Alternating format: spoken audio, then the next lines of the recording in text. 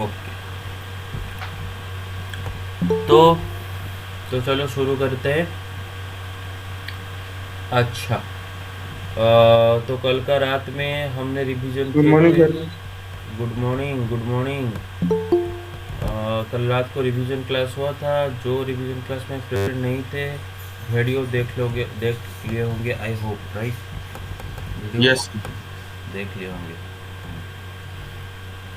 Okay, ठीक है। तो आज रिलेशन फंक्शंस का मिसलेनियस एक्सरसाइज करेंगे, है ना? बहुत कम क्वेश्चन है आपके बुक में, ज़्यादा क्वेश्चन नहीं यस है। सर। करेंगे।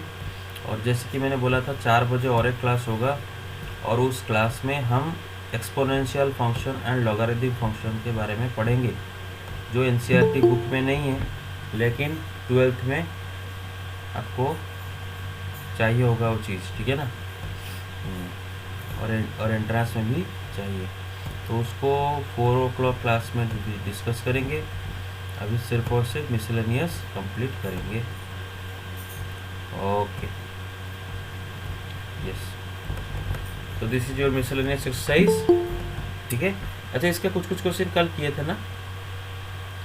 Yes sir. Yes sir. हाँ, ठीक है।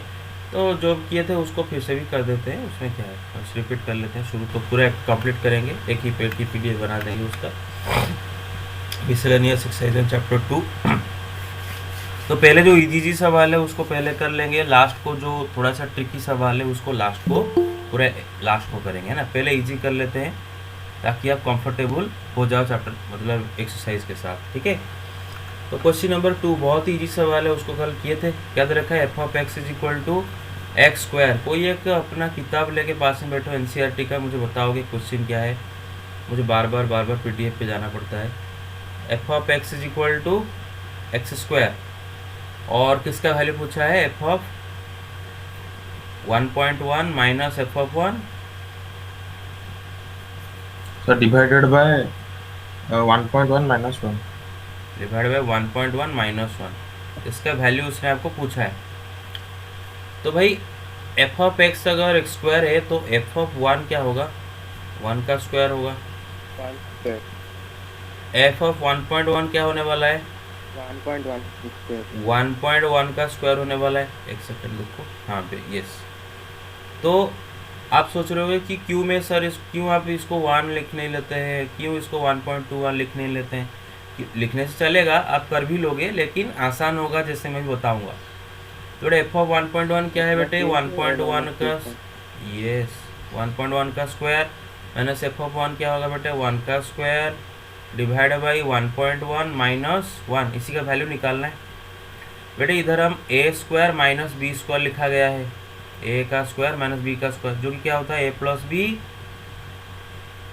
इंटू ए माइनस बी। Yes sir. बस ये दोनों नंबर कट जाएंगे, कटने में क्या होता है? 1.1 प्लस 1 क्या होता है? वो 2.1। 2.1। तो क्वेश्चन नंबर 2 का आंसर मिल गया। 2 मार्क का सवाल होगा ये, ठीक है।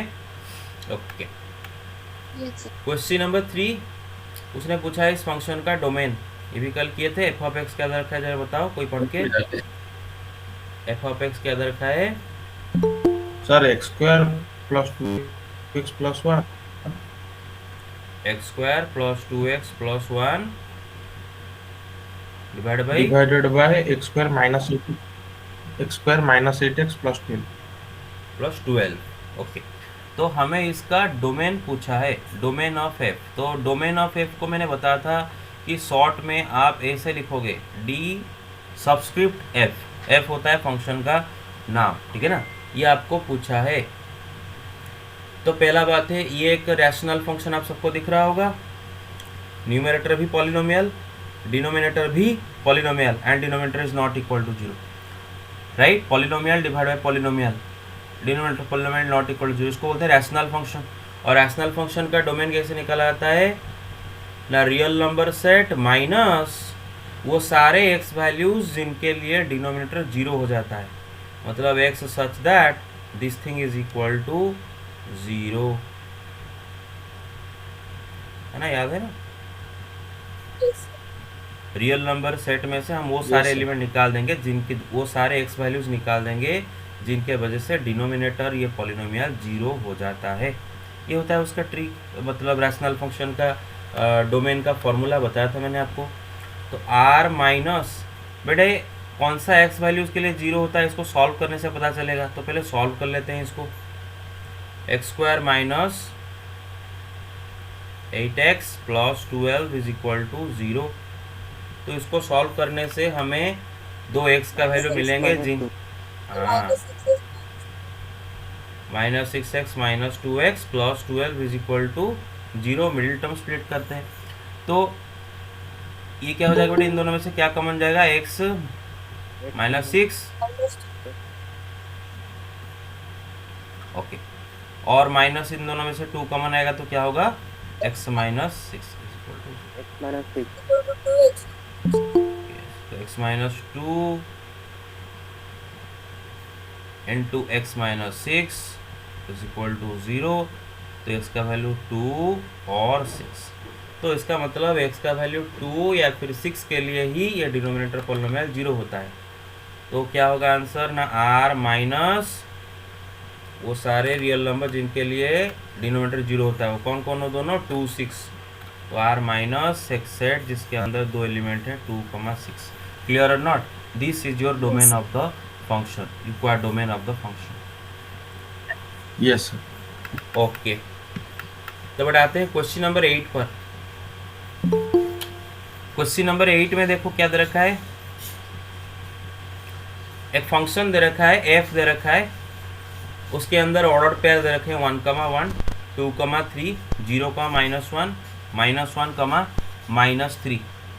अच्छा, अगर ये एक फंक्शन है तो यहाँ पर पहला सारे ऑर्डर पेयर का जो पहला नंबर वो क्या होना चाहिए, इनपुट, एंड दूसरा नंबर होना चाहिए output. Input output, input output, input output, या फिर प्री इमेज इमेज। तो इस फंक्शन को अगर हम इनपुट में 1 देते हैं, इसका आउटपुट 1 निकलता है। इस फंक्शन को अगर हम इनपुट में 2 देते हैं तो आउटपुट 3 निकलता है। इनपुट 0 देते हैं तो आउटपुट -1 निकलता है। इनपुट -1 देते हैं तो आउटपुट -3 निकलता है। और यहाँ पर एक छोटा सा क्वेश्चन में ही छोटा सा माइनर मिस्टेक है, उसको हम रेक्टिफाई कर लेंगे। क्वेश्चन में थोड़ा सा मिस्टेक है, उसने बोला है कि let f is equal to this be a function from z to z। ये z को काट दो, पहला z को काट दो, इसको करो 1, 2, 0, -1 टू z। क्योंकि ये फंक्शन है, तो अगर ये फंक्शन है, उसने अगर इसको फंक्शन बोल रहा है, तो फंक्शन अगर सेट ए से सेट बी तक डिफाइन होता है तो फंक्शन का पूरा जो डोमेन है वो पूरा का पूरा फर्स्ट सेट होना चाहिए। यस और आप देख सकते हो कि इसका डोमेन, यहाँ पर डोमेन कैसे निकलता है बेटा, रिलेशन का डोमेन। रिलेशन, फंक्शन भी एक रिलेशन होता है, every function is a relation. तो बेटे रिलेशन का डोमेन कैसे निकालते हैं, सारे ऑर्डर पेयर के फर्स्ट मेंबर को लेके जो सेट बनता है। तो मतलब ये रिलेशन का डोमेन क्या है, 1, 2, 0, -1। और उसने इसको फंक्शन भी बोल रहा है। और अगर ये फंक्शन है, अगर ये रिलेशन फंक्शन है, तो इसका मतलब इसका जो फर्स्ट सेट डोमेन पूरा का पूरा होना चाहिए। तो वो लिखना चाहिए था फ्रॉम दिस टू z। ये सही है, ये क्योंकि ये को डोमेन है, ये को डोमेन है। रेंज को डोमेन का सबसेट होता है, सिंपल बात है। और इस फंक्शन का रेंज क्या है, 1, 3, -1, -3 रेंज All इसका। the y. हाँ, ऑल द आउटपुट्स 1, 3, -1, -3 ये रेंज। और देख सकते हो it is a subset of set of integers और नॉट, मतलब ये जेड को डोमेन सही है, खाली डोमेन गलत था। तो आप स्क्रीनशॉट ले जाओ, इस क्वेश्चन को करेक्ट कर लोगे, ठीक है ना, ले जाओ स्क्रीनशॉट ले जाओ, ले गए, ओके ठीक है। लेकिन ये चीज़ खाली मैंने क्यों बताया, क्योंकि आप बाद में आप खुद कंफ्यूज हो सकते हो कि सर आप तो ये बोले थे, ये लिखा है। अच्छा, फिर क्या लिखा है, इज डिफाइंड बाय, ये फंक्शन को उसने कैसे डिफाइन किया है, f of x is equal to a x plus b. Question number 8, question number 8 उसने बोला है कि f of x is equal to a x plus B. मतलब ए एंड बी आर, क्या लिखा है साइड में लिखा होगा कुछ, some integer a and B are some integers, where a and B are integers. तो ए भी दो कांस्टेंट है, इधर ए भी दो कांस्टेंट है।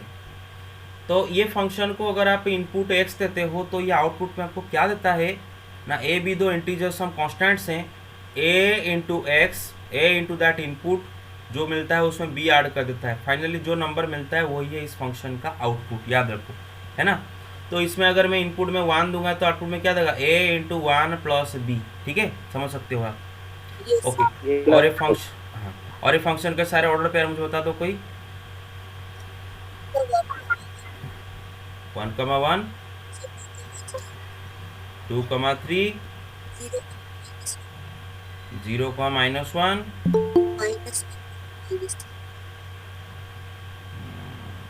यस, 0 का -1, फिर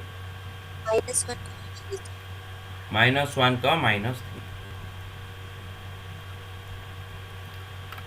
तो इसका मत, अच्छा, और हमें सवाल में क्या पूछा है, find the value of a and b, a b का वैल्यू बताओ।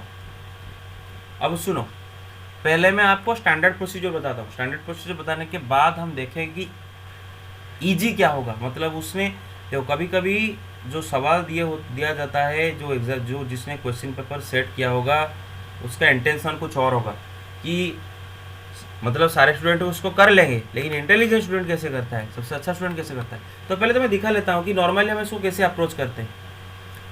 बेटा इसका मतलब इसमें अगर इनपुट 1 देते हैं तो आउटपुट 1 आता है। मतलब अगर एफ ऑफ 1 निकाले, एफ ऑफ 1 क्या होगा बेटे, a इंटू 1 प्लस बी, मतलब a plus B, A plus B. कोई चीज़ according to the question output is 1 इसका, है ना। मतलब Yes. इनपुट अगर 1 आउटपुट 1। अगर इसमें इनपुट 2 देते हैं तो क्या आउटपुट देगा, a into 2 plus b. Sir Equal to हाँ मुझे पता है, पता है, वही मैं बताने जा रहा हूँ। Wait a second, I know it, जो बोलने चाह रहा हूँ समझ, मुझे पता है, मैं खाली स्टैंडर्ड प्रोसीजर पहले बता रहा हूँ। दिस इज इक्वल टू, इसका आउटपुट क्या है, 3 है, इनपुट 2 पे आउटपुट 3। तो स्टैंडर्ड प्रोसीजर है, ये दोनों को सॉल्व करके आपको ए एंड बी का वैल्यू निकालना है। ये दो इक्वेशन आपको मिल गया, ए बी को लेके ये दोनों इक्वेशन को सॉल्व करोगे, ए बी का वैल्यू निकल जाएगा। और कोई बड़ा बात नहीं है, डिफ़िकल्ट भी नहीं है इसको करना, मतलब कोई डिफ़िकल्ट नहीं है। ये दोनों इक्वेशन बहुत ईजी है, एक इक्वेशन से दूसरा इक्वेशन माइनस कर दो, बी कट जाएगा, डायरेक्ट ए का वैल्यू मिल जाएगा। लेकिन अगर आप गौर करो, डायरेक्ट आपको बी का वैल्यू निकालने के लिए उसने एक 0, -1, वेरी गुड बेटे। ये जो है ना, ये जो ऑर्डर पेयर दे रखा है इसी का मदद लोगे अगर डायरेक्ट आपका बी का वैल्यू मिल जाएगा। कैसे देखो बेटे, उसने बोला है कि इनपुट 0 पे आउटपुट -1, मतलब f of 0 is equal to -1 according to the question from this order pair, right, according to the question. और एफ ऑफ 0 क्या होगा बेटे, a into 0 plus b is equal to -1। So B is equal to -1.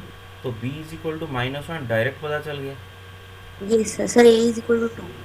Yes, अब आप ये बाकी order pair में से कोई भी ऑर्डर पेयर पकड़ लो, इजी ऑर्डर पेयर पहला वाला होगा, है ना। उसने दे रखा है कि Yes. F of 1 is equal to, मैं इसको नीचे करता हूँ,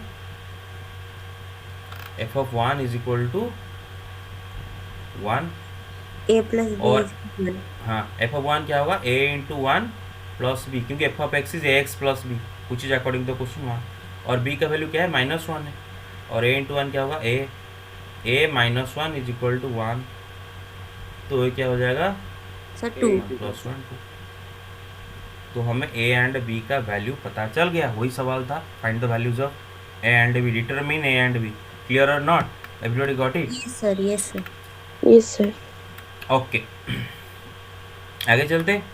अच्छा, क्वेश्चन नंबर 10, उसने आपको सेट ए दे रखा है, सेट बी दे रखा है, और एफ दे रखा है। अभी एफ क्या है वो बाद में देखेंगे, लेकिन एफ दे रखा है, और एफ एक सेट है जिसके अंदर हमें कुछ ऑर्डर पेयर दे रखे हैं। अब डायरेक्ट इसको फंक्शन एस्यूम मत करो, एफ लिखा है तो फंक्शन एफ फॉर फंक्शन मत समझ लो, क्योंकि क्वेश्चन का इंटेंशन कुछ और है। तो there is some set f जिसके अंदर कुछ ऑर्डर पेयर्स हैं। सारे ऑर्डर पेयर्स क्या क्या हैं, 1 5 2 9 3 1 4 5 2 11। सवाल पूछ रहा है आर द फॉलोइंग ट्रू, क्या है सब ट्रू है, बीट 1। सर बीट 1 ट्रू है। पूछ रहा है कि f is a relation from A to b, बताओ क्या ये एफ ए टू बी एक रिलेशन है कि नहीं। अगर है तो ट्रू है, अगर नहीं है तो फॉल्स है। तो सुनो मेरे बात, पहले तो आप पहले तो आप डिसाइड कैसे करोगे, उसके बाद आप लिखोगे कैसे। डिसाइड करना एक बात है, लिखना है और एक बात है। सुनो, पहला बात है कि एक रिलेशन क्या होता है, what is a relation. Relation is a, अगर मैं ए टू बी बोल रहा हूँ, f is a relation from A to B, तो इसका मतलब इस एफ को a into b cartesian product का एक सबसेट होना चाहिए। Every relation from A to b, every relation from A to b is a subset of the cartesian product of a into b. तो आपको दिखाना होगा कि this f is a subset of the cartesian product of a into b. अगर है तो relation है, नहीं है तो not a relation from A to b. अच्छा, तो कि कब ये होगा ए इंटू बी का एक सबसेट ना, अगर इसके अंदर सारे जो ऑर्डर्ड पेयर्स हैं, एफ के अंदर जितने सारे ऑर्डर्ड पेयर्स हैं, वो सारे ऑर्डर्ड पेयर्स अगर कार्टेशियन प्रोडक्ट में भी मौजूद हैं, तब जाके ये एफ इसका एक सबसेट होगा। वैसे तो सबसेट बोलते हैं, इसका every ordered pair should be also an element of the cartesian product. और उसके लिए आप कैसे डिसाइड करोगे ना, एफ का अंदर जितने भी ऑर्डर्ड पेयर है, आप देखोगे क्या सारे ऑर्डर्ड पेयर का फर्स्ट एलिमेंट फर्स्ट सेट से and second element second set से आ रहा है क्या। अगर आ रहा है, then obviously this f is a subset of the cartesian product of a into b. That means this f is a relation from a into b.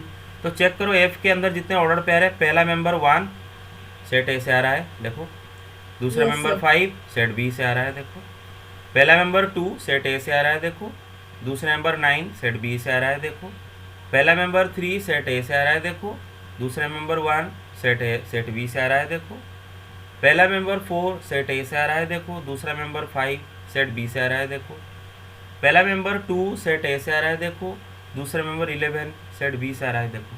तो इसका मतलब एफ के अंदर जितने भी ऑर्डर पेयर है, सारे ऑर्डर पेयर का फर्स्ट मेंबर सेट ए से आ रहा है, दूसरा मेंबर सेट बी से आ रहा है। Therefore every single order pair in this F also belongs to A into B Cartesian product. That means here F is a subset of A into B. That means here F is a relation from A to B. तो हमें क्या लिखना है, हमें इतना ज़्यादा लिखना नहीं है, इतना स्टोरी नहीं लिखना है, हमें खाली लिखना है ट्रू फॉल्स पूछा है। तो बीट 1 10, क्वेश्चन नंबर 10 है ना बेटे। Bit 1 true. Yes, sir. Reason क्या है, because f is a subset of a to b है। अच्छा, आप बोल रहे हो कि सर इतना इजी सवाल को इतना टाइम लेके क्यों समझा रहे हो, इतना इजी सवाल है, सर, इतना एक टाइम क्यों क्रॉस ले रहे हो हमारा। हाँ हाँ, एक क्रॉस भी एन टू भी बोल देता है, कोई नहीं। अच्छा, तो आप सोच रहे होगे कि सर इतना इजी सवाल को क्यों इतना टाइम लेके समझा रहे हो। भाई पागल इंसान हो के, इतना इजी सवाल है। देखो क्यों समझा रहा हूँ, क्योंकि आपका ये चीज़ ज़िंदगी भर याद रहना चाहिए। अगर इस चीज़ को आप एनुअल एग्ज़ाम तक भूल जाते हो और एनुअल एग्ज़ाम में फिर से पूछते हो, तो इसका मतलब समझे नहीं हो, खाली रट्टा लगाए हो। तो अगर समझे होगे तो ज़िंदगी भर याद रहेगा। अगर रट्टा लगाओगे कि खाली सारे ऑर्डर पेयर का फर्स्ट नंबर ऐसा आएगा, सेकंड नंबर 20 आएगा, इतना अगर करके खाली अगर ट्रिक याद रख लोगे, तो ट्रिक कितना दिन तक याद रहेगा। ट्रिक ज़्यादा दिन तक याद नहीं रहता, 15-20 दिन के बाद भूल जाओगे। लेकिन कॉन्सेप्ट याद रहेगा तो जाके ज़िंदगी भर याद रहेगा। मेरे बात समझ रहे हो कि नहीं। Okay Yes, sir. Yes, sir. Okay okay. तो पहला बात है कि yes this is a relation from A to b. दूसरा बिट पूछ रहा है कि f is a function from A to b. No, sir. The false. false, देखो The 2 is repeated. यस, देखो बेटे, फंक्शन होने के लिए अगर एफ ए टू बी एक फंक्शन होना चाहिए तो दो कंडीशन सेटिस्फाई करना होगा। एक रिलेशन, पहला तो हमें ये प्रूव हो गया कि f is a relation from A to b. अच्छा बेटा, अगर शुरुआत से ही प्रूव हो जाता कि f is not a relation from A to b, अगर फ्रॉम द वेरी बिगिनिंग ये एस्टेब्लिश हो जाता कि f is not a relation from A to B, तो ये भी फॉल्स हो जाता है। इसको देखने की जरूरत नहीं होता है ना, क्योंकि every function from A to b is also a relation from A to B. तो अगर एफ रिलेशन नहीं होता तो ये ऑटोमेटिकली फॉल्स हो जाता, हमें इसको चेक करने की जरूरत नहीं पड़ता। लेकिन ये एक रिलेशन हमें प्रूव हो गया तो फंक्शन है कि नहीं देखना पड़ेगा। और रिलेशन फंक्शन कब बनता है, अगर रिलेशन का डोमेन पूरा का पूरा फर्स्ट सेट होता है एंड रिलेशन के अंदर जितने भी ऑर्डर पेयर है, कोई भी दो ऑर्डर पेयर का फर्स्ट मेंबर सेम नहीं होना चाहिए। मेरा बात समझ रहे हो, कोई भी दो ऑर्डर Yes, पेयर sir. का फर्स्ट मेंबर सेम नहीं होना चाहिए। देखो पहला कंडीशन सेटिस्फाई हो जाता है, सही बात है, क्योंकि इसके अंदर जितने भी ऑर्डर पेयर है सबका अगर फर्स्ट एलिमेंट को कलेक्ट करो 1 2 3 4 2 है ना, मतलब 1 1 2 3 4 पूरा का पूरा फर्स्ट सेट हो जाता है, पहला कंडीशन सेटिस्फाई हो जाता है। लेकिन दूसरा कंडीशन में फेल हो जाता है, क्योंकि इसके अंदर अगर आप दो ऑर्डर पेयर देखो, ये दोनों इन दोनों डिस्टिंक्ट ऑर्डर पेयर के फर्स्ट मेंबर 2 2 है, सेम है। Yes, sir. मतलब ये रिलेशन के अंदर प्री इमेज 2 के लिए ये दो अलग अलग इमेज दे रहा है 9 11।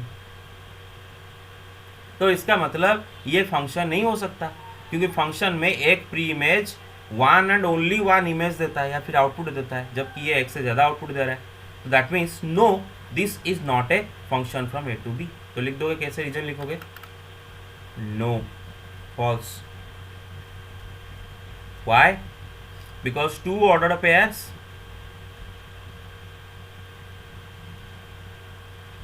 टू कमा क्या था, 2 कमा 9 Yes, sir. and 2 comma 11 have the two distinct ordered pairs, have the same first element।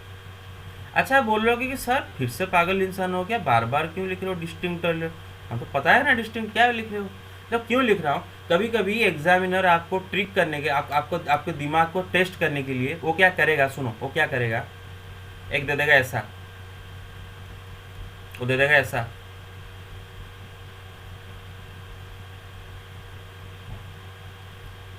तो आप तो बेटे ब्लाइंड इंसान हो, अब तो ब्लाइंड हो, आप तुरंत देख लोगे कि भाई दो ऑर्डर पेयर है जिनका फर्स्ट एलिमेंट सेम है।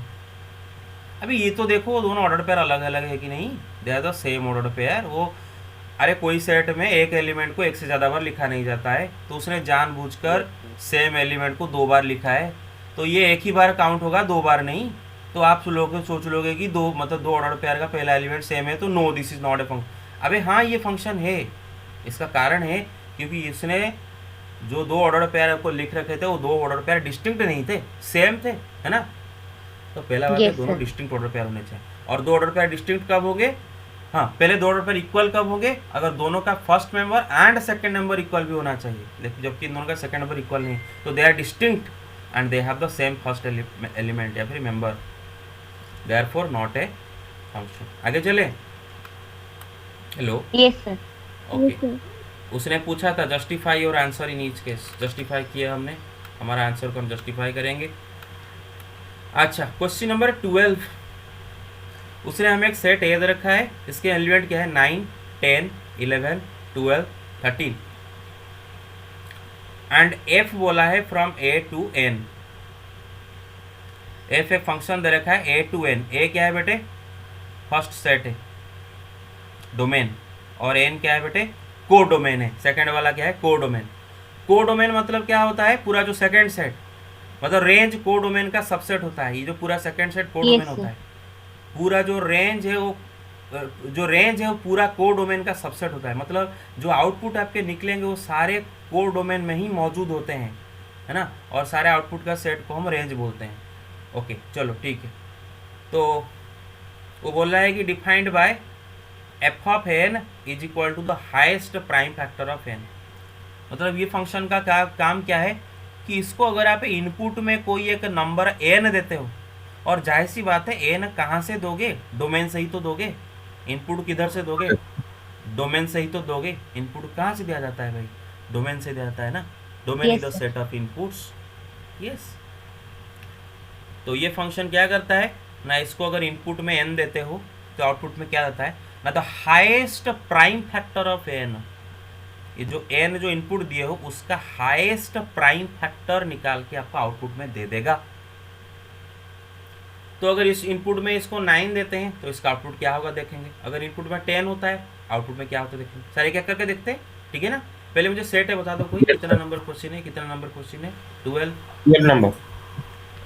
हाँ, और सेट ए क्या रखा है बताओ जरा।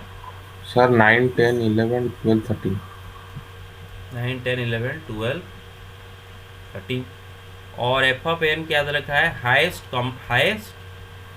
Prime factor of N. Prime factor of N. तो इनपुट तो हमें ऐसे ही देंगे because this function is from set A to natural number. तो बेटे इसका जो आउटपुट सारे नेचुरल नंबर भी होने चाहिए, ध्यान रखो, और होंगे, है ना, क्योंकि दे रखा है कोडोमेन है। तो चलो ठीक है, तो क्या करके देखते हैं। तो इनपुट ए से देना शुरू करते हैं, पहले 9 देते हैं। बेटे 9 का हाईएस्ट प्राइम फैक्टर क्या है? 3। 3, क्योंकि 9 का तो एक ही प्राइम फैक्टर है, वो है 3, तो हाईएस्ट क्या है, वही 3 होगा, राइट। Yes, sir. बेटे इसको इनपुट में अगर 10 देते हैं तो बेटा 10 क्या होता है? 2 into 5। 2 into 5, दो ही कॉमन फैक्टर होते हैं उसका, 2 5। हाईएस्ट क्या है इसका? So 5. 5। एफ ऑफ 11, भाई 11 खुद प्राइम नंबर है, उसका एक ही प्राइम फैक्टर है 11। Yes, 11 sir. खुद प्राइम नंबर है, तो उसका हाईएस्ट प्राइम फैक्टर वही 11 ही होगा। ओके, नेक्स्ट एफ ऑफ 12, भाई 12, यस 12 क्या होता है? 2 into 2 into 3, है ना, 4 जा 3 12। तो बेटे इसका दो ही प्राइम फैक्टर है, 2 3, उनमें से हाईएस्ट है 3। एफ ऑफ 13, 13 खुद प्राइम नंबर है, तो उसका हाईएस्ट प्राइम फैक्टर क्या होगा? वही 13, क्लियर है Yes, ना। sir.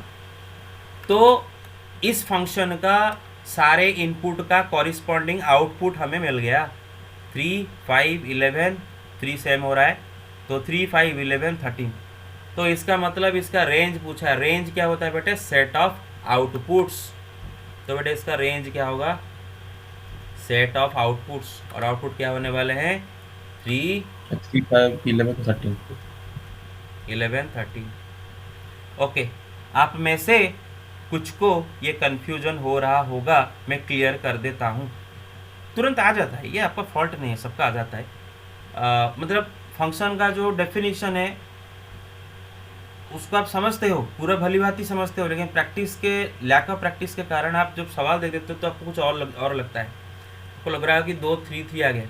भाई देखो, ये दो अलग अलग इनपुट का सेम आउटपुट है, वो चलेगा।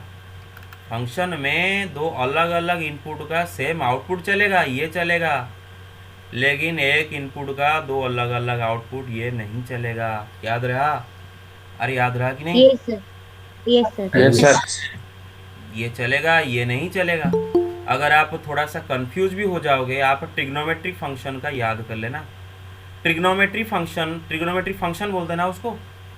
उससे बेटे अगर आप एंगल 0 देते हो तो आउटपुट 0 आता है, साइन 0 0। उसमें अगर एंगल पाई देते हो भी आउटपुट 0 आता है, sine pi 0।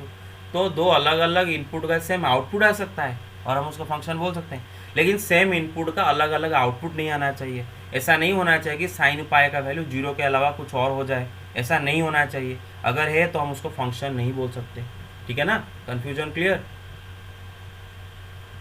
Yes, sir. Yes, sir. Okay, तो ये सवाल गया। अच्छा, अब आते हैं क्वेश्चन नंबर 11। तो सारे इजी सवाल हो गए, डिफ़िकल्ट सवाल भी है नहीं है, लेकिन थोड़ा सा ट्रिकी है, इसलिए मैं इसको डिफ़िकल्ट बोल रहा हूँ, लेकिन डिफ़िकल्ट नहीं है बिल्कुल।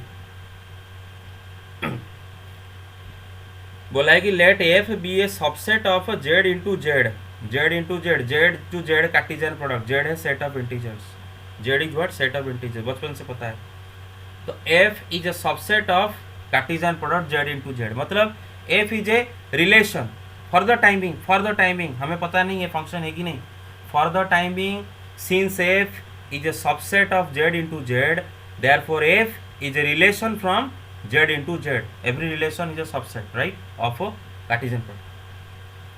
और वो रिलेशन कैसे डिफाइन किया है? रिलेशन है तो उसके अंदर जितने भी ऑर्डर पेयर होंगे उनका फर्स्ट मेंबर सेकंड मेंबर के बीच में रिलेशन भी दिया गया होगा। और मैंने बोला था कि relation first member second member के रिलेशन देने के बहुत सारे तरीके होते हैं। तो पहले हम इस जो रिलेशन है उसके अंदर जो सारे ऑर्डर पेयर हैं उनके ऑर्डर पेयर के first member and second member कैसे हैं वो देख लेते हैं। वो बोल रहा है कि इसके अंदर जो सारे ऑर्डर पेयर हैं उनका फर्स्ट मेंबर ए बी है, second member A plus B है, where A and B are some integers. मतलब कोई दो इंटीजर ए बी, कोई भी दो इंटीजर है, कोई भी दो इंटीजर, उन दोनों को मल्टीप्लाई करोगे तो जो मिलेगा वो फर्स्ट मेंबर है एफ के अंदर का ऑर्डर पेयर का। एंड उन दोनों को ऐड करोगे जो मिलेगा वो ऑर्डर पेयर का सेकंड मेंबर है। ए बी सम इंटीजर्स, उन दोनों को मल्टीप्लाई करोगे जो नंबर मिलेगा इस एफ के अंदर के सारे ऑर्डर पेयर का फर्स्ट मेंबर वही है, एंड ऐड करोगे जो मिलेगा ऑर्डर पेयर का सेकंड मेंबर वही है। Yes sir. अब आप बोलोगे कि सर ए बी क्या है? बेटे A B are integers, A B are integers. अभी देखो बेटे मैं आपको जो बोल रहा हूँ ध्यान सुनो, ये जो ए बी है ना बेटे, ए बी इंटीजर सही बात है, जेड सेट से बिलोंग करते हैं, लेकिन ए बी मतलब इनके साथ कोई लेना देना उसका नहीं है। A B are any integers, there are infinite number of integers, कोई भी दो इंटीजर खाली आपको रैंडमली उठाना आता है, एंड ऑब्वियसली भाई it will be an infinite relation. ये रिलेशन के अंदर there will be infinite order pairs, because infinite integers are there. कोई भी दो इंटीजर आप पकड़ोगे तो इसके सारे ऑर्डर पेयर बनते जाएंगे। तो मानो मैं दो इंटीजर पकड़ रहा हूँ, मानो मैं मेरा मर्जी, मैं दो इंटीजर, ए के जगह मैं 1 रखता हूँ, बी के जगह 2 रखता हूँ, मैं दो इंटीजर पकड़ा, ए बी आर इंटीजर। तो बेटे एक ऑर्डर पेयर मुझे मिल गया एफ के अंदर, ए इंटू बी मतलब 1 into 2, 2 A plus B 1 plus 2 3, F का अंदर का एक ऑर्डर पेयर मिल गया। ऐसे there will be infinite number of order pairs इसके अंदर, कोई भी दो इंटीजर आप पकड़ लो। तो ये जो ए बी है इनका इसके ये कार्टेशियन प्रोडक्ट के साथ कोई भी लेना देना नहीं, याद रखो। A B these are two any random two integers, they are two integers, उनको मल्टीप्लाई करने से फर्स्ट मेंबर। और सही बात है ना भाई, दो इंटीजर को मल्टीप्लाई करोगे, अगर दो रैंडम इंटीजर ए बी को मल्टीप्लाई करोगे वो भी तो एक इंटीजर होगा, दो इंटीजर को ऐड करोगे वो भी तो एक इंटीजर होगा। सही बात है ना भाई, दो इंटीजर Yes, को sir. मल्टीप्लाई करोगे Yes, इंटीजर होगा, दो इंटीजर को ऐड करोगे भी इंटीजर होगा। इसका मतलब ये भी तय हो गया कि first member first set, second member second set से आ रहा है ना, मतलब दोनों सेट ऑफ इंटीजर से आ रहे हैं। क्योंकि ये तो होना चाहिए ना, एक रिलेशन अगर ये है जेड टू जेड, तो इसके अंदर जितने भी ऑर्डर पेयर है सबके फर्स्ट मेंबर सेकंड मेंबर कहाँ से आना चाहिए? यहाँ पर सेट जेड से आना चाहिए, है ना। Yes, sir. और मैंने दिखा दिया है, सही बात है, A B are any two integer. I hope you get it right. Okay okay, लेकिन देखो सवाल में उसने क्या पूछा है आपको, सवाल में पूछा है is F a function from Z to Z, justify your answer. Listen, तो मैं आपको पहले से ही एक चीज़ याद दिलाता हूँ। जब मैं आपको सेट चैप्टर पढ़ा रहा था, मैथमेटिकल रीजनिंग जब पढ़ा रहा था, वहाँ पर बताया था कि कोई चीज़ को मैथमेटिक्स में कोई भी चीज़ को अगर हमें डिस्प्रूव करना है, कोई भी चीज़ को अगर हमें डिस्प्रूव करना है तो उसके लिए बस एक एग्जाम्पल example काफ़ी है, एक एग्जाम्पल काफ़ी है, और उस एग्जाम्पल को हम बोलते हैं काउंटर एग्जाम्पल। क्या बोलते हैं? Counter example. No, sir, it will not be. Yes, अगर कोई बंदा सपोज आपको आके बोले कि भाई all prime numbers are, all even numbers are, मतलब all prime numbers are odd, कोई बंदा आके बोला all prime numbers are odd, और आप उसको डिस्प्रूव करना चाहते हो, तो आपको कोई बहुत ज़्यादा मैथमेटिक्स लगाने की ज़रूरत नहीं है, बस एक एग्जाम्पल दे दो जहाँ पर उसका थ्योरी फेल हो जाएगा। वो है 2, भाई 2 भी प्राइम है लेकिन तो ऑड नहीं है, तू गलत बोल रहा है। इसको बोलते हैं काउंटर एग्जाम्पल देना। तो काउंटर एग्जाम्पल से बहुत सारे चीज़ों को डायरेक्ट आप डिस्प्रूव कर सकते हो, नहीं तो डिस्प्रूव करने का दूसरे तरीके भी हैं, लॉजिकली डिस्प्रूव करते हैं। लेकिन अगर आप प्रैक्टिस बहुत करो, आप काउंटर एग्जाम्पल के द्वारा बहुत सारी चीज़ों को डिस्प्रूव कर सकते हो। उसको बोल रहा है कि क्या ये फंक्शन है कि नहीं। तो बेटे देखो, ये रिलेशन अगर एक फंक्शन है तो इसके अंदर जितने भी ऑर्डर पेयर हैं, कोई भी दो डिस्टिंक्ट ऑर्डर पेयर का फर्स्ट मेंबर सेम नहीं होना चाहिए, है ना, Yes, sir. नहीं होना चाहिए। अगर कोई भी दो डिस्टिंक्ट ऑर्डर पेयर का फर्स्ट मेंबर सेम हो गया तो ये तो एक फंक्शन रिलेशन नहीं, मतलब ये रिलेशन फंक्शन नहीं रहेगा। फंक्शन है ये सही बात है, दिस इज ए फंक्शन, ये सही, sorry this is a relation, ये सही बात है। ये प्रूव हो गया कि this is a relation from Z to Z, उसने दे भी दिया था F is a subset of Z to Z, but function है कि नहीं देखना है।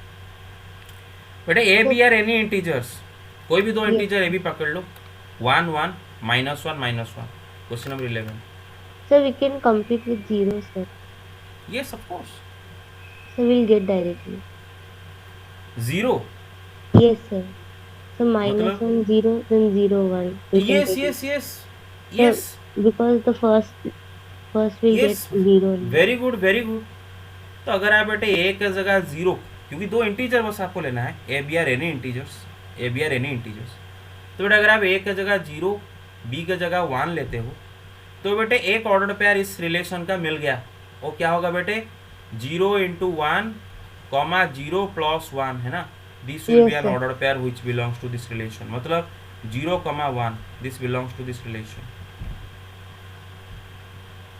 सेकेंड केस, केस टू, अगर आप बेटे ए की जगह, क्योंकि इंटीजर लेना है, अगर आप ए की जगह जीरो, बी की जगह माइनस वन ले जाते हो, तो बेटे देखो इसका और एक ऑर्डर पेयर मिल गया। क्या होगा वो, zero into minus one comma zero plus minus one, Yes, sir. This will also belong to this relation. Zero into minus one क्या होगा, जीरो, जीरो माइनस वन क्या होगा, माइनस वन। तो इस रिलेशन के हमें दो ऑर्डर पेयर मिल गए, और हम क्या देखते हैं, ये दो ऑर्डर पेयर डिस्टिंक्ट है, क्योंकि इन दोनों का फर्स्ट नंबर तो सेम है, सेकंड नंबर सेम नहीं है, that therefore they are distinct order pair, but they have the same first member. तो इसका मतलब एक इनपुट जीरो के लिए ये दो अलग अलग आउटपुट आपको दे रहा है, वन माइनस वन, इसका मतलब ये फंक्शन नहीं हो सकता, this is just a relation not a function, clear और not? Yes, sir. So two distinct ordered pairs 0, 1 and 0, minus 1, है ना, have the same first element, therefore what, f is not a function. Okay. Okay, silent spectators जो हो, silent spectators मतलब समझते हो ना, जो खाली बैठ के बुर्ज खलीफा का गाना सुन रहे हो, ठीक है ना, गाना चल रहा है, गाना देख रहे हो, अक्षय कुमार नाच रहा है, और हीरोइन क्या है, कौन है हीरोइन भाई, वो उनका नाम क्या है, सम याद नहीं आ रहा है, क्या है उसका नाम रे, कोई से याद है, अरे हीरोइन का नाम क्या है, सबको याद है, हाँ हाँ हाँ सबको याद है, क्या है उसका नाम, अभी हीरोइन का नाम बताने से क्या होता है, पागल इंसान। ठीक है, और जो भी हीरोइन है ना, अक्षय कुमार नाच रहा है, हीरोइन भी नाच रहा है, आप गाना सुन रहे हो, गाना देख रहे हो, गाना मज़ा लग रहा है, मज़ा नहीं भी लग रहा होगा, चैनल चेंज करने की कोशिश कर रहे होगे, है ना, गाना दे मतलब गाना चल रहा है, बस डांस चल रहा है, हाँ, दिला दो मुझको बुर्ज खलीफा है, फिर कुछ ऐसा कुछ गाना था, फिर कियारा एडवाणी, हाँ ये कियारा आडवाणी, हाँ कियारा आडवाणी नाच रही है, अक्षय कुमार नाच रहा है, गाना देख रहे हो, देखते जाओ गाना, ऐसे ही गाना देखते रहोगे, 11th में भी गाना देखोगे, 12th में भी गाना देखोगे, लास्ट को बोर्ड में फेल हो जाओगे, या फिर बोर्ड में जस्ट 50% मार्क आएगा, और फिर गाना तब तक ख़त्म हो चुका होगा, 50% मार्क लेके कोई तो अच्छा इंजीनियरिंग कॉलेज में दाखिला नहीं होगा, अच्छा इंजीनियरिंग अच्छा मेडिकल कॉलेज में दाखिला नहीं होगा, फिर आप कुछ और करने की कोशिश करोगे, मतलब या फिर बैंकिंग के लिए तैयारी करोगे वगैरह, चलेगा, आपका लाइफ सेट हो जाएगा, कोई नहीं, कुछ ना कुछ आप कर लोगे, ढंग का कुछ ना कुछ कर लोगे।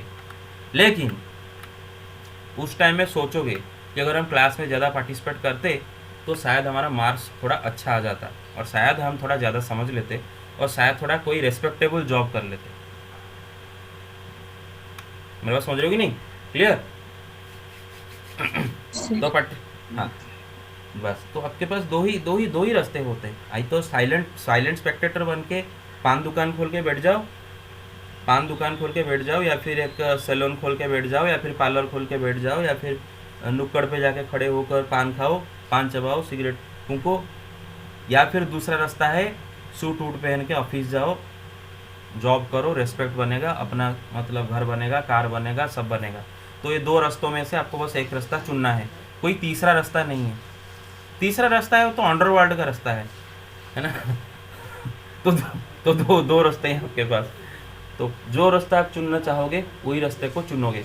अच्छा, इन तीनों में से सबसे इजी रास्ता कौन होगा? Anybody? Sir, to should good participate pen के more ऑपोजिट in में ना ना ना ना, जो जो मुझे साई तुम गलत बोली। सुंदरे तू क्या बोला? इजी रास्ता क्या होगा? है। इजी रास्ता क्या होगा इन दोनों में से? जो एक रास्ता है सूट वूट पहन के ऑफिस जाना, मतलब मेहनत करके। दूसरा रास्ता है जाके नुक्कड़ पे खड़े होके पान पान खाना, सिगरेट चबाना, सिगरेट सॉरी फूकना, और बस नहीं बस तो बस। अंडरग्राउंड भी सर इजी है सर, वो अंडरग्राउंड ज्यादा इजी। हाँ, बहुत बहुत इजी है, बहुत इजी है। सड़क छाप गुंडों की तरह एक खाली एक रिवॉल्वर पकड़ के खड़े हो जाने से बस पुलिस पकड़ के एक बार ले जाएगी, फिर अंडरवर्ल्ड में आ जाओगे, कोई नहीं। लेकिन ये दोनों इजी रास्ते हैं, इसमें कोई कोई टाइम ही नहीं लगता। 100 रुपये का रिवॉल्वर लेके खड़े हो जाने से अंडरवर्ल्ड में आ जाओगे, कोई नहीं। लेकिन जिल्लत भरी जिंदगी हो कि नहीं हो? हैं? क्या बोलते हो? सही बोलता हो कि नहीं? yes sir. ये सर Yes, sir.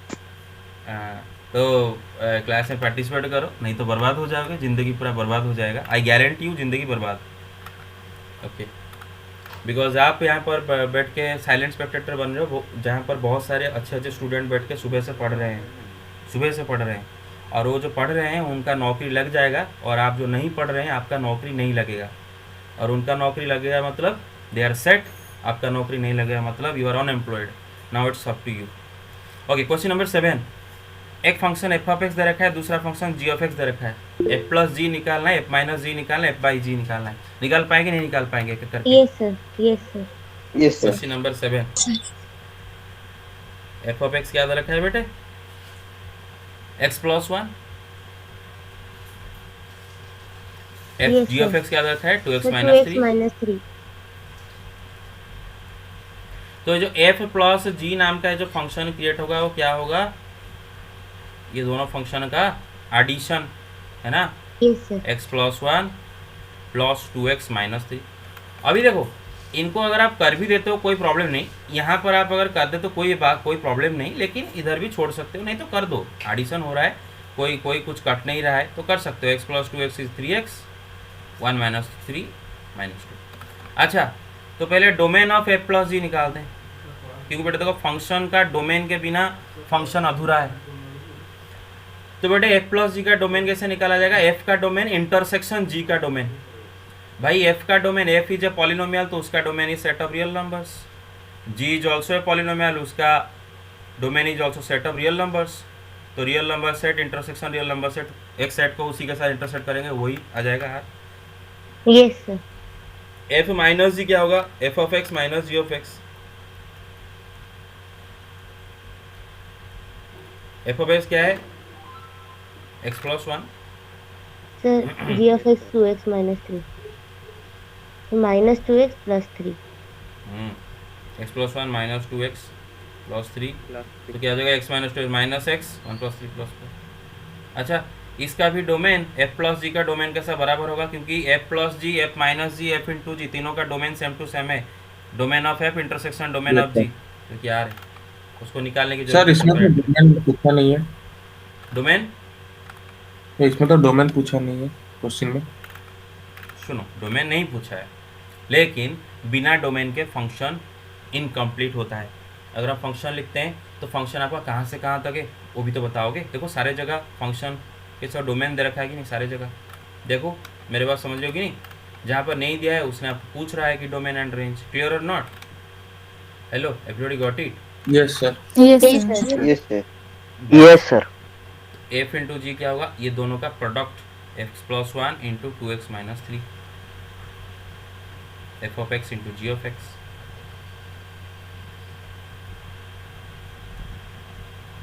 तो खुद मल्टीप्लाई करोगे, हैं आप खुद मल्टीप्लाई करोगे। Yes sir. डोमेन क्या होगा? Domain of F intersection domain of G, जो कि वही set of real number.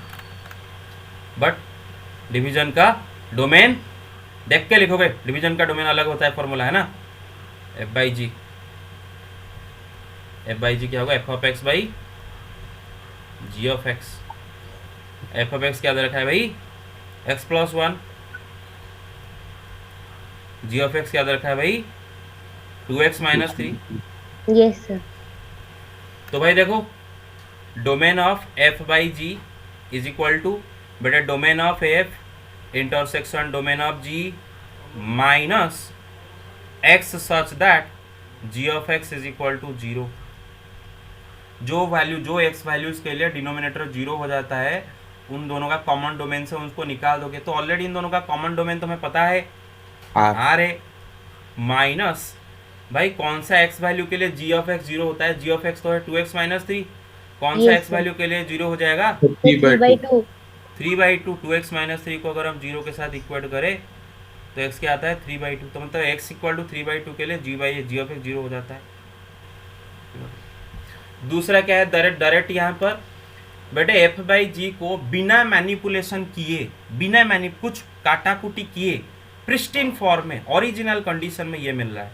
Original condition में हमने कुछ कैंसलेशन नहीं किए हैं, डायरेक्ट एफ ऑफ एक्स का ये लिखे हैं जी ऑफ एक्स, कुछ कैंसलेशन नहीं किए हैं। तो शुरुआत में ही आपको दिख रहा होगा कि this is a rational function. Rational function का डोमेन निकालता है R minus those X values for which the denominator polynomial become 0। तो डायरेक्ट। अच्छा, हमें और एक क्वेश्चन करते हैं, ठीक है, मेरे बात समझोगे नहीं,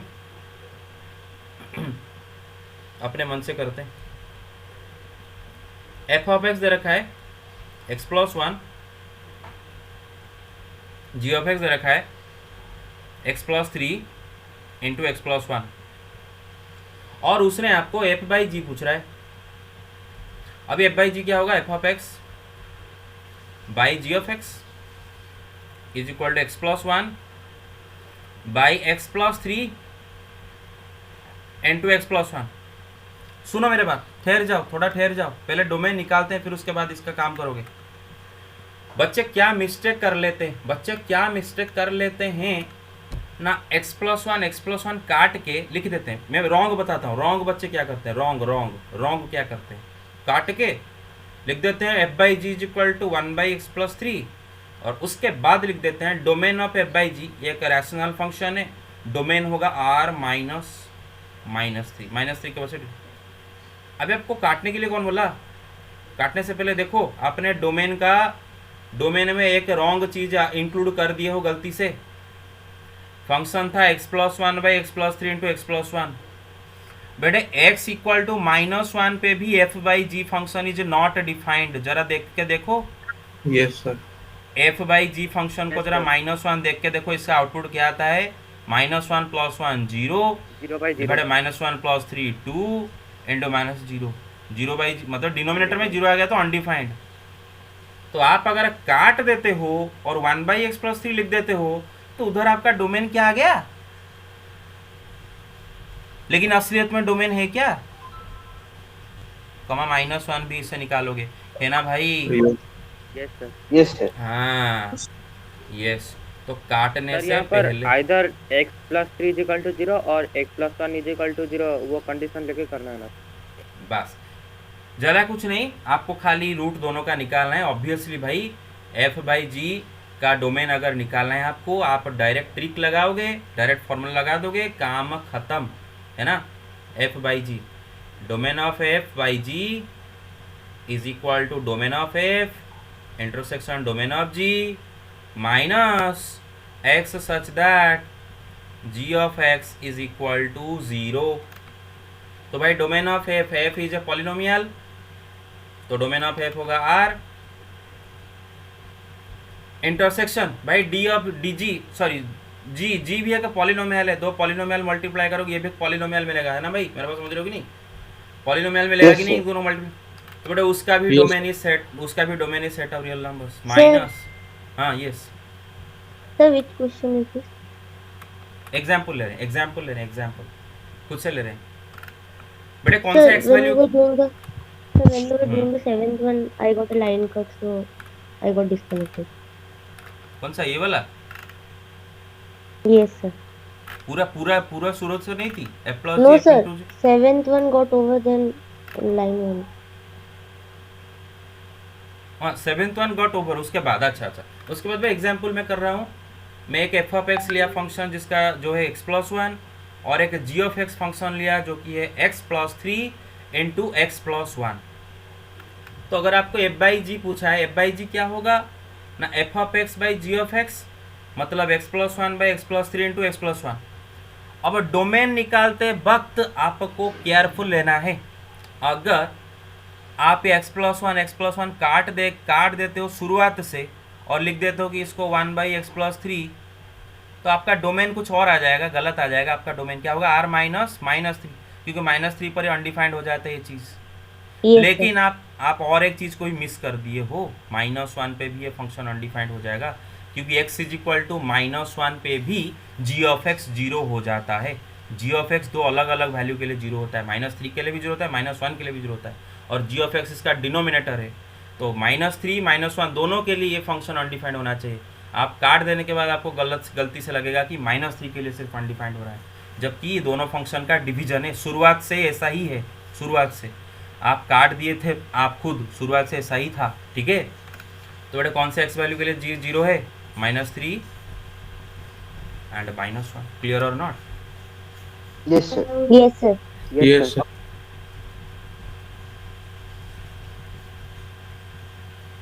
बस अब फाइनली आप ये लिख सकते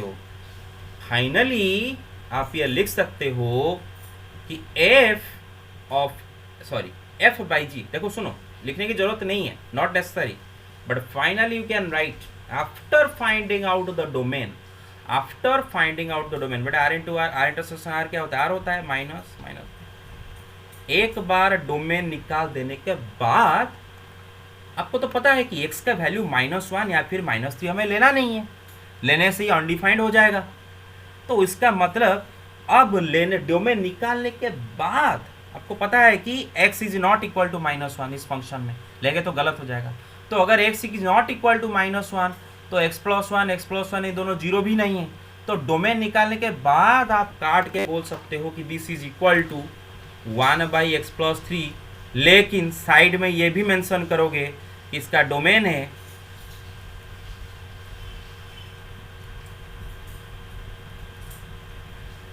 अच्छा, क्यों ऐसा मैंने लिखा, जरा चेक करो, ये क्या है बेटे, f(x/g)(x) क्या है, x+1 divide by x+3 into x+1 है ना। yes sir. अरे भाई देखो, आपको तो इस फंक्शन को इनपुट में -3 -1 देना ही नहीं है, राइट। यू वॉन्ट गिव, दोगे तो ये अनडिफाइंड आ जाएगा, देना ही नहीं है। That means x is not equal to -1, आप x के जगह -1 नहीं दोगे।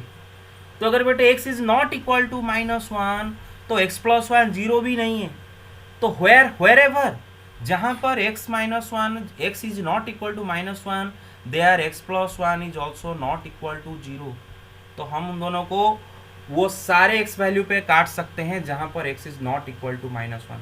कहाँ पर नहीं काट सकते, x इज इक्वल टू -1 पर नहीं काट सकते, और हम इसको तो -1 देने ही वाले नहीं है ना। तो बेटे लास्ट को हम लिख सकते हैं कि 1/x+3, लेकिन उसके साइड में ये भी लिखना होगा। अगर आप इसको ना लिख के खाली इतना लिख के छोड़ दिए हो तो आपको इधर 0 मिलेगा। क्यों 0 मिलेगा, कौन बताएगा? क्योंकि कोई बाहर इंसान जब इसको पढ़ेगा उसको क्या लगेगा, भाई इसका डोमेन क्या है, उसको लगेगा तो इसका डोमेन ये है, जबकि इसका डोमेन ये नहीं है। मेरे बात समझ रहे हो कि नहीं अभी? yes sir. हाँ, Yes. तो ओके, तो आपको ये नेसेसरी नहीं है काट के लास्ट को लिखने का, कंपलसरी नहीं है, लेकिन अगर काटे हो लास्ट को तो करेक्ट डोमेन उसके साइड में लिखना होगा, तब जाके काटोगे। और एग्जाम्पल देते हैं, ठीक है। Example 2, f(x) = x, g(x) = 3x। भाई f/g क्या होगा, f/x/3x है ना, f(x/g)(x), Yes, क्लियर sir. है ना, f(x/g)। Yes, sir. भाई इसका डोमेन पहले लिखो फिर जाके काटोगे, पहले लिखो इसका डोमेन, क्योंकि अगर शुरुआत से काट दिए तो आपका f/g क्या हो दिखने लगेगा, 1/3 दिखने लगेगा, एक कांस्टेंट फंक्शन हो जाएगा f/g। और कांस्टेंट फंक्शन, हाँ, और कांस्टेंट फंक्शन का डोमेन तो सेट ऑफ रियल नंबर्स ही होता है। तो आपको लगेगा अगर आप इतना लिख दियो, कोई बाहर का इंसान क्या आके पढ़ेगा, भाई f/g का domain set of all real number से कांस्टेंट फंक्शन है भाई, जबकि पूरा गलत है, एकदम गलत है। डोमेन पहले सेट करो इसका। बेटे ये फंक्शन इंडिविजुअली का मतलब ये फंक्शन अपना कोई इसका अस्तित्व नहीं है, f/g फंक्शन का अपना अस्तित्व नहीं है। ये ऊपर नीचे दोनों फंक्शन के ऊपर निर्भर करता है।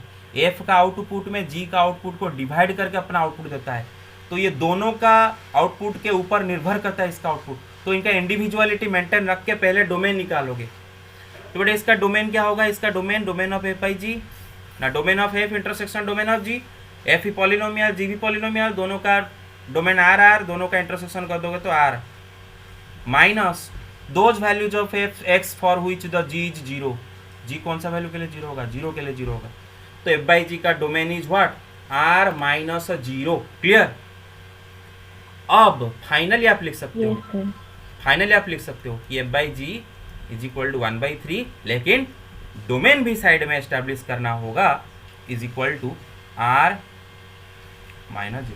तो बाहर का इंसान क्या पढ़ेगा, भाई सही बात है, जब आपका इनपुट जीरो नहीं है, जब आपका इनपुट जीरो नहीं है, इमेजिन करो अगर एक्स कोई भी नॉन जीरो नंबर हुआ, अगर एक्स कोई भी नॉन जीरो नंबर है, क्योंकि इनपुट तो जीरो नहीं दे रहे हो, एक्स का जगह जीरो नहीं डाल रहे हो, जीरो की जगह कोई और नॉन जीरो नंबर डाल रहे हो, तो non zero number by non zero, same non zero number काट सकता है ना, काट के आपका हमेशा आंसर 1/3 आएगा।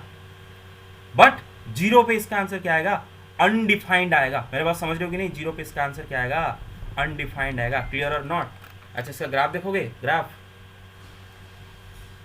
Hello, Yes, sir. Yes, Yes, sir. Yes, sir. Yes. Yes, sir. बेटा जीरो को टच इधर कोई एक नंबर 1/3 है बेटा, देखो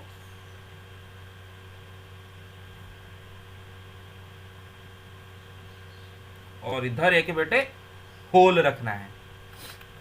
मतलब क्या है कि व्हेन एक्स का वैल्यू जीरो, जब एक्स का वैल्यू किधर जीरो होता है, इधर होता है ना बेटे, 0,0 ओरिजिन एक्स, जब Yes, एक्स sir. का value zero, this function does not give you any output at all, undefined, इसीलिए यहाँ पर होल रखेंगे, इसका कोई भी आउटपुट नहीं है फंक्शन का इस पॉइंट पर।